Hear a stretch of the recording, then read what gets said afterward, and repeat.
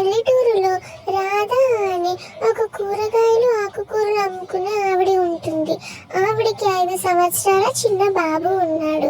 ఆ బాబుని ఆవిడ ఎంత పేదరికంలో ఉన్నా సరే కష్టపడి చదివిస్తుంది. అందరి పిల్లలతో సమానంగా ప్రయోజకుని చేయడానికి ఎంతో కష్టపడుతుంది.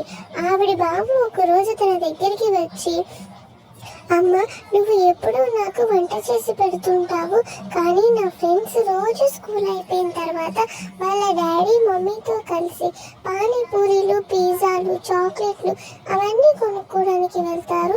స్కూల్లో కూడా ఇంటర్వెల్లో చిప్స్ ప్యాకెట్స్ తెచ్చుకుంటారు. నాకు చూస్తే అవన్నీ కొనుక్కొని తినాలి అనిపిస్తుందమ్మా, నాకు ఒకసారి కొనిపెట్టు అని అంటే అమ్మ వద్దు అంటుంది. అయినా అమ్మకు తెలియకుండా ఒకరోజు చిప్స్ ప్యాకెట్స్ కొనుక్కొని తినేశాడు. నచ్చడంతో ఇంకో 2 ప్యాకెట్లు కొనుక్కొని తినడంతో తనకి నోరు మంటకిస్తుంది. అలాగే పొట్టలో మంట స్టార్ట్ అవుతుంది. ఇదంతా చూసి కంగారు పడతాడు.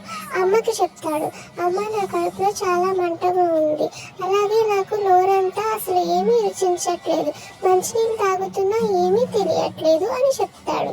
నాన్న, నేను నీకు స్వచ్ఛంగా మనం పండించిన కూరగాయలు, ఆకుకూరలు వండుతాను, అందుకే నువ్వు చాలా ఆరోగ్యంగా ఉంటావు. అవి ప్యాకెట్లో ఎప్పుడో వండేసి నూనెలో వేయించేసి అలా అమ్ముతారు.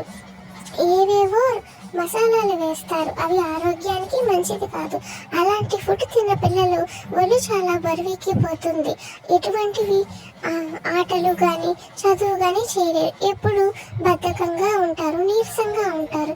నువ్వు చూడు, స్కూల్లో ఆటల్లో కానీ పాటల్లో కానీ ముందుంటావు, పరుగు పందాల్లో ఎంతో ఫాస్ట్గా పరిగెడతావు, ఎటువంటి పరీక్ష పెట్టినా ఫాస్ట్గా పాస్ అవుతావు.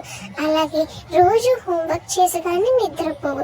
నువ్వు ఎంతో ఆరోగ్యమైన ఫుడ్ తినడం వల్ల నువ్వు ఇంత చురుగ్గా ఉన్నావు, వేరే పిల్లల్లా ఉండవు అని చెప్తే అమ్మకి థ్యాంక్స్ చెప్తాడు. సో విన్నారా ఫ్రెండ్స్, మనం ఆరోగ్యమైన ఆహారం మాత్రమే తినాలి,